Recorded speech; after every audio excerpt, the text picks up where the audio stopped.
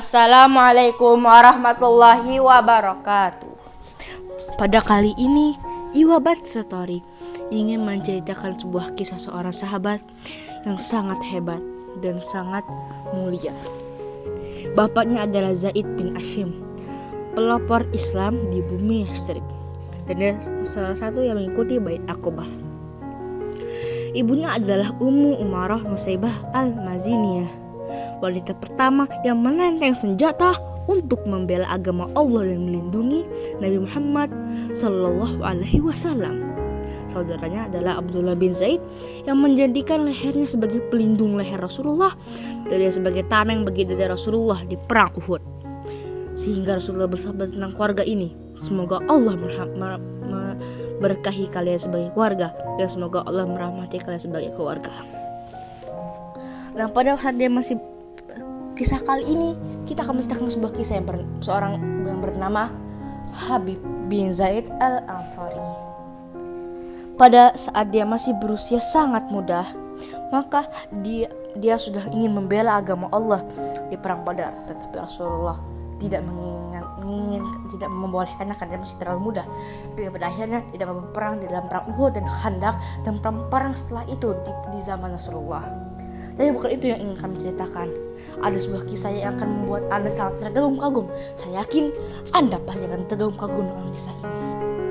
Pada saat Musailimah al-Kadzdzab mengakui sebagai nabi, saat itu terjadi pada saat Nabi Sallallahu Alaihi Wasallam sedang sakit, maka Musailimah mengaku menjadi nabi.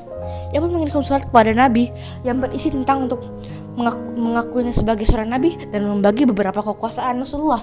Rasulullah pun mengetahui bahwa kekuasaan Musailimah memang cukup banyak dan hebat, tetapi Rasulullah tidak mengakuinya sebagai nabi karena dia adalah nabi terakhir. Maka Nabi Muhammad mengutus Habib bin Zaid al-Ansari untuk mengirimkan surat balasan kepada Musailimah al-Kadzdzab. Maka berangkatlah Habib dengan tidak ada rasa gentar sedikit pun menghadap Musailimah al-Kadzdzab. Pada saat surat itu sampai kepada Musailimah al-Kadzdzab, dia sangat marah.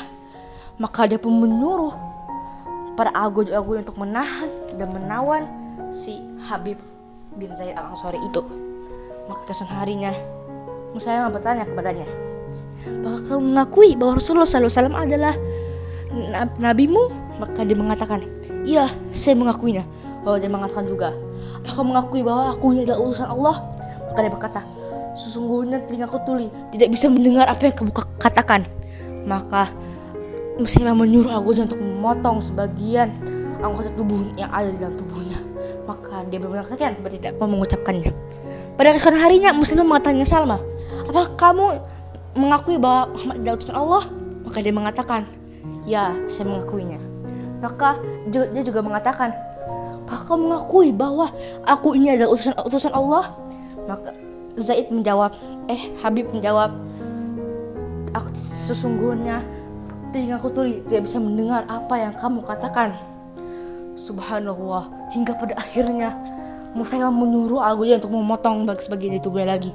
Begitu seterusnya hingga berhari-hari, hingga pada akhirnya kematian pun menghampiri pemuda ini. Masya Allah, pemuda ini adalah seorang yang taat kepada Allah, tidak mau mengakui seorang pembohong yang mengaku menjadi nabi karena dia yakin bahwa Rasulullah adalah nabi terakhir yang diutus oleh Allah untuk umat ini. Begitu besarnya cintanya kepada Rasulullah SAW, dia tidak takut kepada Musailimah yang ingin membunuhnya. Dia tidak gentar sedikit pun, dia takut kepada Allah dan takut masukkan ke dalam neraka.